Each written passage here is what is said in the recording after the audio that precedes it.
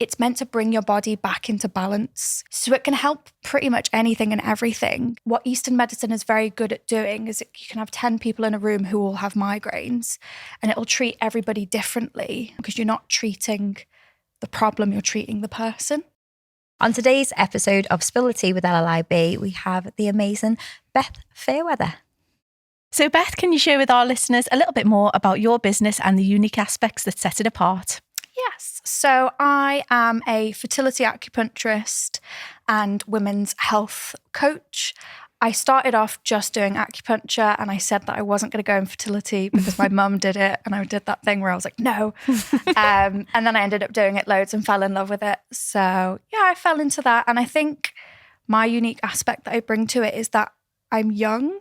I think because I'm so lucky that I found acupuncture straight from secondary school, I've got so much time with it, and I can talk to younger girls about it and they listen because they can relate to me more.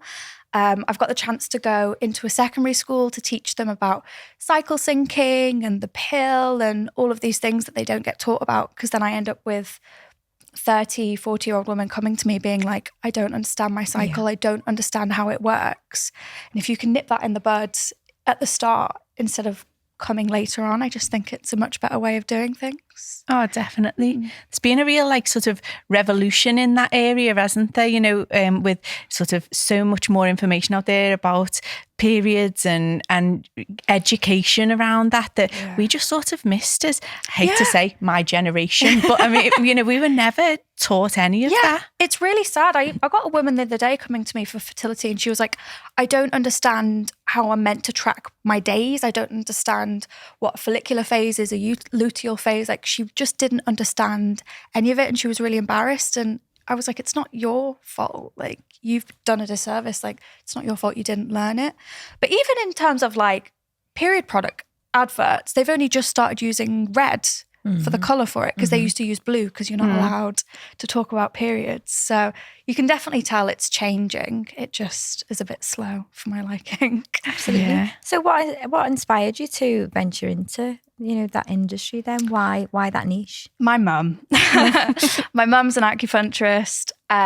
So I just always grew up with that. We've also nicknamed her the food police. And so she was very on like the food we were eating and looking after ourselves and being healthy. I went to the gym from a young age in a good way, and I've always been encouraged to look after my body.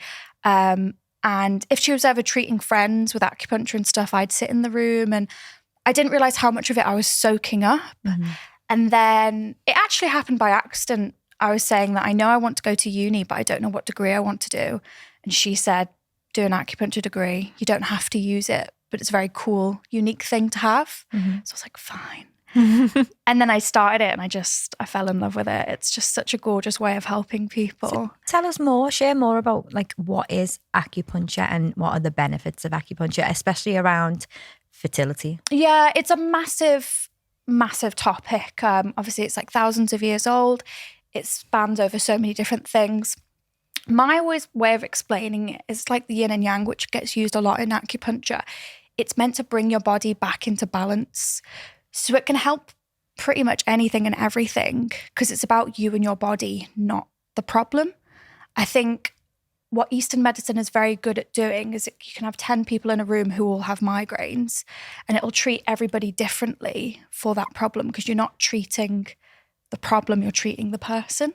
Yeah. And so it's really great for a bit of everything. Before I specialised in fertility, I would treat migraines, sleep problems, stress, Bell's palsy, all sorts of different things. And then as an acupuncturist, you generally fall into fertility because there's so many people now, unfortunately. I think it's 1 in 4 couples struggle with fertility. So you end up doing it even if you don't really want to. And then that's how I fell into loving it, because you see the results of people getting a baby, and it's just, it's so heartwarming. But acupuncture is amazing for fertility because it brings more blood flow to the area. It encourages kind of the process of creating a healthy cycle, which most women don't know. So we want actually a good, healthy flow. Like the women that are blessed with light periods, it's not actually a good thing because you need a proper flow. We're looking for the correct colour, the correct amount of days, the correct luteal phase, all of those things. it will help to balance your cycle out and make sure that the hormones are peaking and troughing at the points that they should be, so that you're having a healthy cycle. So yeah, it works in so many different ways, but it depends on the patient and your diagnosis of them, of how you're helping with their fertility, if that makes sense. Yeah. It's just a wonder why we aren't being taught this. I know. Because even what you've just said then about like your cycles, and you know, you do think you're really lucky if you've got a short cycle. I've always if it's not been very jealous heavy. of women that have light periods, because I'm like, 100%. And you are just led to believe. You're never actually told anything really that's useful. No. No. And maybe there should be a teacher, like we have maths, we have science. Yeah, I keep maybe there should be arguing for something. this. Yeah, maybe there should be a teacher in all schools that specialises in the body. yeah, I've been trying to bully my way into a few secondary schools to do it, because it just needs to happen. But bless like women, because you ask in an acupuncture consultation, it's very in depth. I spend an hour just going through people's history, because I need to know everything, things that you wouldn't think are important. Like there's a big thing in fertility of if you swam a lot as a teenager, like that can have a massive impact. And it's just things like that of learning, because it creates cold in the womb. Oh, wow. And my whole thing is it's a bun in the oven, not a bun in the fridge. So you kind of want to warm this area back up again, make sure there's lots of warmth and nourishing going on. So it's things like that people have no idea, because you make them think and then they go, oh, I had no idea. I must have been always just dead warm. Yeah. Yeah, it's different things that happen in your life that can create different problems. Or secondary infertility, you ask women what their labour was like with their first, and they're like, oh, I didn't realise that had anything to do with it. And it's like, well, yeah, it's this area. If there's trauma being held there, you might actually have to release that before your body allows you to get pregnant again, because it's scared. It went through a traumatic experience. Oh, do you mean like the first time?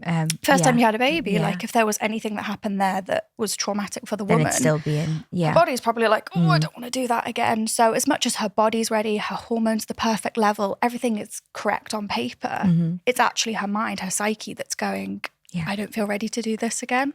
Yeah. So there's Really so many powerful, different isn't it? aspects to it that you have to bring in when treating fertility. I suppose a big one is contraception as well. Yeah. Yeah, I hate 100%. I really hate it. People are being, or young girls are being given contraception as the first. You know, you get period pains, you get this, you get like it's your body Acne, talking to you. Is that Acne, talking? migraines. I had the other day an insane one of a girl being like, I can't concentrate, so I went to the GP and he put me on the pill, and I was like, I'm confused as where that went, because I don't really get it. It's useful for what it is. You know, if you're a teenager and you're having sex and you don't want to have a baby, I get it, because that's really difficult. Yeah. But when it's being used as a plaster for so many different things, that's my problem. That's where I'm like, no. And it's encouraging women and girls to be like, okay, I don't have a sexual partner right now. I'm going to take myself off contraception and allow my hormones to just relax for a bit.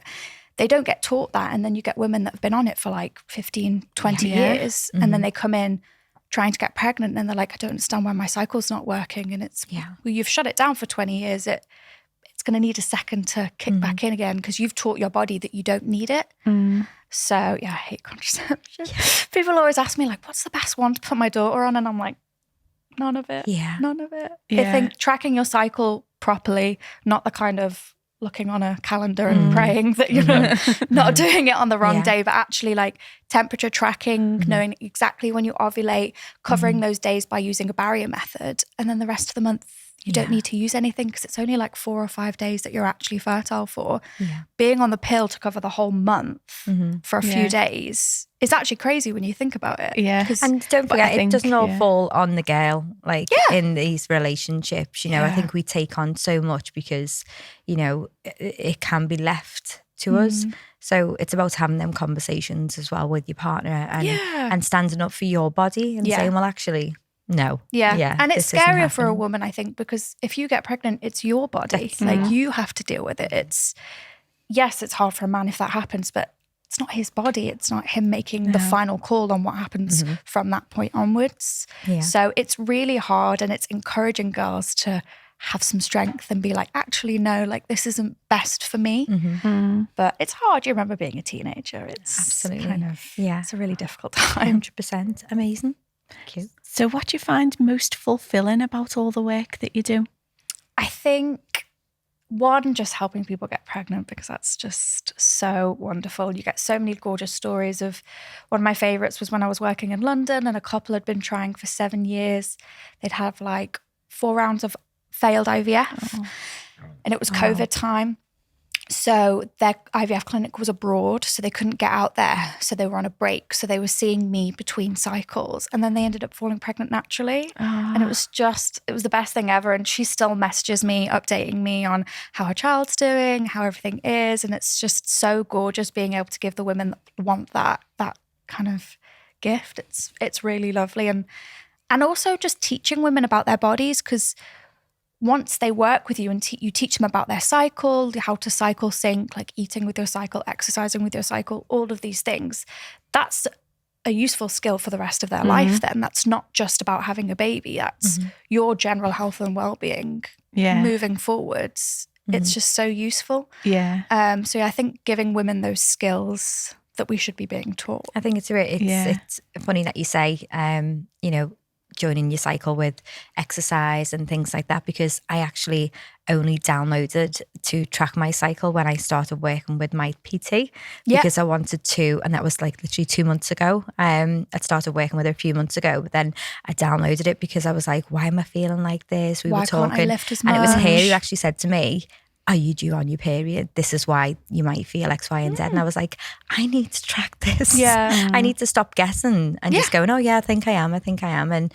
it's been great. It's been one of the best things. It's fab. And I also use it for getting work done. I know that the week or a few days before my period and on my period, I'm not going to be that productive. I don't feel great. I'm tired. I'm just going to honor that, nurture my body and just rest as much as possible. Whereas around ovulation, I could get everything done and I'm so much more productive, and I probably get double done then than what I do when I'm on my period. And I think women should look at productivity over a month span, because there's some weeks you're going to be amazing and some weeks where you're like, I'm really struggling. I think that's as well, though, where we're expected. We have these women's bodies with women's hormones and that's so different to men, and yet the world is set up for a male way of working, isn't it? And 100%. So we don't gift ourselves that opportunity unless we're self-employed or, have got that flexibility to work with our bodies. And it's almost seen as a bit woo-woo and airy-fairy, isn't it? And I think the adverts don't help with that either, because, white tennis skirt. Exactly. And then, you can go on your motorbike, can't you? The first thing you're going to do on the day that you come on your period is hop on your motorbike and in your white shorts. Actually, I feel rubbish on those days, But it's all set up for this male way of working, and there's not very much softness. No. And there's not it's that kindness, opportunity to take care of yourself or train differently or eat differently, because we're not taught about it, because we're supposed to just be these workhorses that can work the same way at the same capacity as men every single day. Ridiculous. Because it's like, my favorite thing is like, we're not small men. No. Like the way that research and I was listening to a podcast on that the other day. For us, it's just that we're small men, and it's like, no, our bodies don't work like that at all. We're not men, and that's okay. In the 1980s, it was only in the 1980s that they had to start including women in clinical trials, because before that it had been that we would give women a lower dose of whatever worked for the men, and women couldn't be included in the medical trials because they might be pregnant, or they might, or their hormones affected things, or mess up the research. Unless they wanted to strap us. That's why loads of kind of pharmaceutical stuff messes with women's periods, and they have no idea it's going to happen until it's happening, because the research hasn't been done. And so they're like, oh, do this, you'll be fine. And then women go, my period's disappeared. And they're like, didn't expect that, because they have no idea, because they didn't check. No. And we're not men. That's great. That's okay. Like, it's great that we're different. And I don't understand why we're trying to work like men, be like men, dress like men, act like men. We're totally different beings. And better. And I think it's lovely that I've started leaning more into my soft side, because I'm a single mum, which is really hard because you're kind of in charge of everything. But I've really been trying to lean into the soft side, into the womanly side, and really honor it. And it's lovely. Like, I try to be slower with things. I try to feel my best and just lean into it, and life's better. I just love it. So I think we should all try and practice it as much as possible. Yeah, definitely. And I do feel like there's a bit of a revolution coming, you know, with the big menopause movement that's happening at the moment, and the education pieces around, you know, women and periods. And I think that there is a huge revolution coming where women are sort of standing and saying, you know, no, we are different and we will be treated. So I think and it's menopause great. thing is crazy in itself. I watched my mum go through it, and she had a really hard time. And trying to just go to work. Like, I couldn't imagine working in an office feeling like that. Like the hot flushes, the anxiety, things like that. It's just all these crazy emotions. And it's like, get on with your day. You've got things to do. It's just, it's absolutely insane. And also, menopausal women are kind of terrifying. I don't know if you've been around many. But estrogen is known as like the helper hormone. Like the, what's it called? Accommodation hormone, that's it. And so you're more accommodating when you've got lots of it. So when you go through menopause and it drops, you don't care anymore. Yeah. Like, and you it don't drops care. just before your periods as well, doesn't it? I just don't care all month. So you don't care. So menopausal women are great. They get stuff done and they don't care. They're just like, it's like the boundaries have finally kicked in. It's amazing. Like, we should get menopausal women everywhere. But it's just, it's respecting those things in life we go through, like periods, pregnancy, menopause. Having to go to work and show up when you're in any one of those states is really difficult. And being allowed to work with that, you're going to be more productive in the long run because then you'll recover faster and be more productive. So it actually does make more sense to honour what you're going through, rather than trying to be the same every day. Absolutely. And I think as well, there's real power, isn't there, in marching into your male offices. Like, I'm on my period. I am on my period. Deal with it. I shan't be working today. I'm awfully sorry. I'm not sorry, actually. I'm not sorry. Take away the sorry. I'm on my period. I'm menopausal and I may be for 7 years. You get what you get. Exactly. Deal with it. There's such power in that. I can't wait. I expect donuts on that table every morning for breakfast. I love that. So if you could be remembered for one thing, what would it be? Period education. I've decided I love working with fertility, but I don't want that to be the only thing I'm doing. It's actually educating around the period, helping all through it. And not just with acupuncture, like with lifestyle, exercise, nutrition, meditation. There's so many different ways to work with it. I'd love to be able to teach every single teenage girl, period, everything around it, what they can do to help it. I just think it's such a power. And so I just want to infiltrate all the schools. So if you could start somewhere, like is there like an app that you can download, or is there a best way to track? How would you advise someone who's never ever tracked anything before in their life? Where would you start? An app where you can track your temperature with your cycle. So there's a few ways you can do it. There's the Aura Ring, which partners with the Natural Cycles app, which is what I do to track my temperature. And the algorithm will figure out where you are in your cycle. You put in all the information and that tells you it as well. There's also an app called Temp Drop, which is an armband you put on and wear it overnight. And again, that takes your temperatures. You can just get a thermometer and do it in the morning and put it in an app. But any app that works with your temperature, because there's some apps that track your cycle, which are great, but they're not going to be very accurate because it's just an algorithm. It's going off an average. It has no idea. So women will come to me and be like, I ovulate on day 14. How do you know that? Oh, well, my app says. Do you put your temperature in? No. And I'm like, it's just a guess. That's just a guess. So really, and the temperature thing can be mindless, but it's so powerful because it shows you exactly when you ovulate. It shows you if your progesterone's not the right level. It shows you if there's something wrong with your thyroid, because your temperatures have a place where they shouldn't actually be sitting. And so if we notice that they're not quite right, it means we can do further investigations as well. So temperature tracking and tracking your cycle is the future. Let's get a thermometer. Yep, get on it. I'll add it to my to-do list. It's endless, isn't it? It's endless. It's exhausting. Yeah, the joy of a woman. I know. Me and Mum always say it. We always like, we'll wake up every day and there's something to do and I'm sick of it. It's always something. I'm on strike. Yes. So if you could spill the tea with anybody, who would it be and why? Well, I wanted to say Idris Elba. And rightly for obvious so. reasons. Yeah, obvious reasons. I just think that would be lovely. But then your mum wanted to join the tea party as well, didn't she? She's got FOMO, right? Yeah. So yeah, she wants to be there too. She needs to find her own. But I think actually probably someone in like Parliament, government, I don't know who the person is, but it must be like the health minister or something like that. But somebody that I could get into a room with to explain how serious this is, how important period education is, and who will then let me widespread teach young girls. So I don't actually know who the person is. We will find that person. We'll hunt them down. That makes that decision. I want to be in a room with them because I dare them by the end of the meeting to be like, no. Yeah. Like, would Idris Elba be sat next to this person as well? Yeah, he's naturally just always involved. There for support. He's just like my little comfort blanket. Just always present. I think it'd be nice. Just make my day a little bit. Yeah. Oh yeah. And I wonder how they would make their cup of tea in Parliament on that day, because in Parliament I know how they'd make it. They'd make it the right way. Do you think? 100%. I thought you were going to say the wrong way then. Because they seem to do everything else the wrong way. They don't do it. That right. They get someone else to do it for them. Yeah. So. Okay. So on the show, we have a closing tradition, and we like to ask our guests how they would make the perfect cup of tea. So this is going to throw you. Oh no. I've never tried tea. Okay. What? Yeah. You're one of that next generation. Well, so my mum's the food police, right? Yes. And so I've never tried sweets. It's her fault. I've never tried fizzy drinks. Yeah. I've never tried tea. There's loads. I didn't try a donut until I was like 18.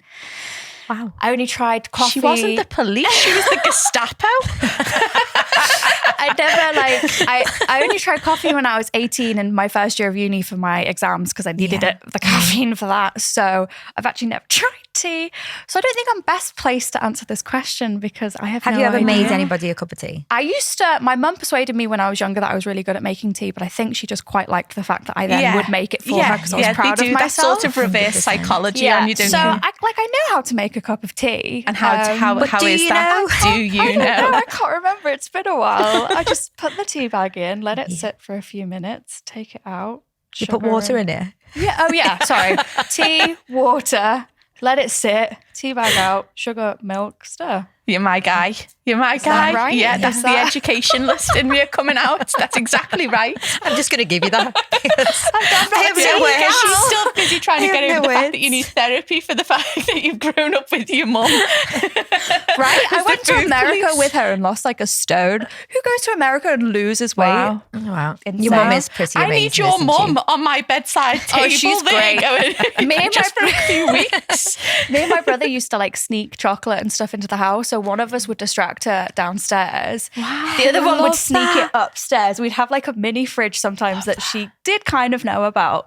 And we'd keep some food there away from her so she didn't tell us off. And then you can tell like if she catches you eating one of the bad foods, she's just like, the therapist in me wants to say, and how does that make you feel? But I can't. It's the wrong couch today. It's the wrong couch. A lot of inflammation. Yeah, oh wow, not even just like a lot of sugar. No, that's going to cause a lot of inflammation. You wonder why you've got spots. She's so right. She is so right in so many ways. It's like correct. Behaviour. And now seeing so many children come through therapy, the behaviour side of things and what they eat is actually, you know, it's not okay. And diet and health is important. And it's hilarious that my mum is seen as some offensive officer because of how strict she is. Yeah. Whereas actually it would be amazing really with healthy. Loads of parents are like this because kids would have so much better problems. And when you teach women working with their cycles, they get their nutrition right and suddenly their cycle's much better. Yes. So it does help everything. Yeah. It's just hilarious that she's like some mean inflammation officer. Yeah. Oh yeah. My mum was the opposite. She had the secret drawer upstairs, which we all knew about. And then obviously, you know, you couldn't out the secret drawer, but it was there. Did she know about the secret drawer? She knew about the secret drawer. She stopped it up. Secret drawer. So who was the secret? No one. It was like the great unspoken secret because she wasn't supposed to have the chocolate in there. And then we went. So your mum was hiding it. Okay. I love that. Just get the food police in your house. You'll be fine. I love that. I know. I'll be constantly thinking about my inflammation now. Oh, everything. She just would have a thing for everything, and it's like, well, you're drinking alcohol. Well, your period's going to suck next time, isn't it? And you're like. Damn it, mother. Thank you. Mothers do know best. They do know best. Beth, you have been an absolutely incredible guest. I feel like we could just sit here all day and talk inflammation, periods, inflammation, food, cycles, absolutely 100%. So thank you so much for sharing your journey with us today. Thank you. Yay. Yay.